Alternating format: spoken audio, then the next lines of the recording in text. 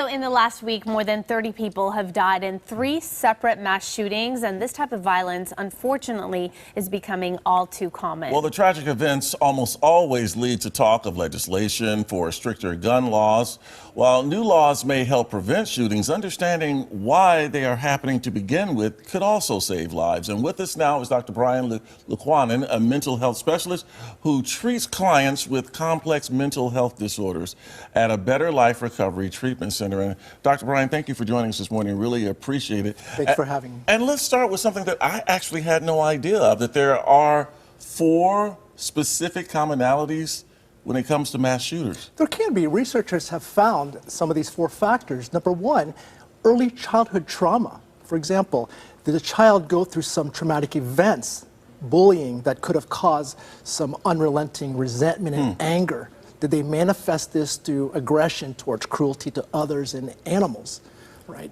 The other commonality is, have they reached a crisis point? A lot of times we find that someone has experienced some loss of a job, financial distress, highly unresolved grievance potentially at work, right? An interest in past shootings, and they're seeking validation. What we find a lot is that people will research, seeking validation for their cause, for their anger and resentment to lash out on.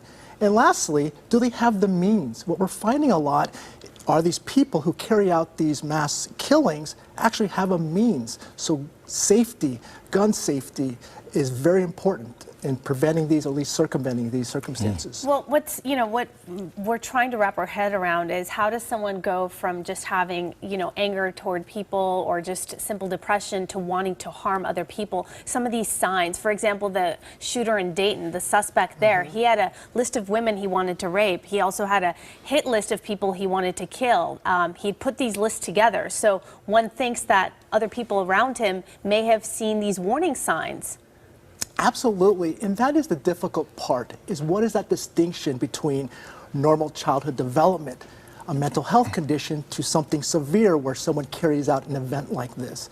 So some of the common characteristics that we want to look out for is there a complete lack of remorse, guilt, and empathy? Is there heightened aggression? What we find with a lot of these mass killings is that there might have been some type of threatening behavior, abuse to a significant other, a loved one, a coworker.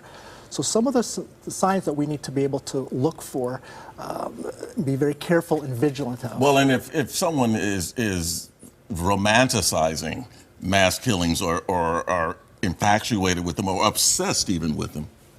Absolutely, and that's one of the other signs we have to look for is, are they researching? Are they fascinated, obsessed with mass killings? And a lot of times people look for validation on the internet, look for other people who will support that cause, look for people who will validate that resentment and anger, and so that's something we have to, as parents and family and educators, look out for. Well, and the thing is, if you're on the internet, you leave a trail. Absolutely, absolutely. There's a trail, and we have to be vigilant of that. Well, it is all of our responsibility as a society, right? So we all want to know what we can do, not after the fact, but in order to prevent something from happening. So what are some things we as a society can do, not just the friends and family of the suspect? For all of us, I think the first line of defense, that is my recurring theme, is education. Education, understand what's going on, what are the signs and symptoms, and what can we do?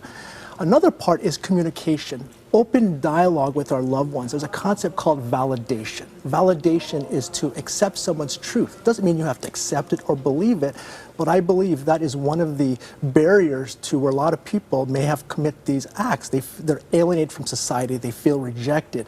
So validation starts early on in childhood, to accept and hear their truth. What about mental illness? Because that's a doozy. In fact, do you think there's still a stigma when it comes to mental illness, or do you think now we can actually openly talk about this? Gratefully, there is still a stigma with mental illness, but I think we've come a long way with wearing away at those stigma. However, what we are finding is that when we start to talk about it, what we see with that validation, people aren't afraid to talk. When we give unconditional support and open dialogue with people, we tend to destigmatize mental health. But now we have to do more than talk. We have to see to it that people who are dealing with these issues actually get the help that they need. Absolutely. Dr. Bryan, thank you so Thank you much. very It's a much for pleasure to coming have in. you So here. Your next vacation can be just for the day or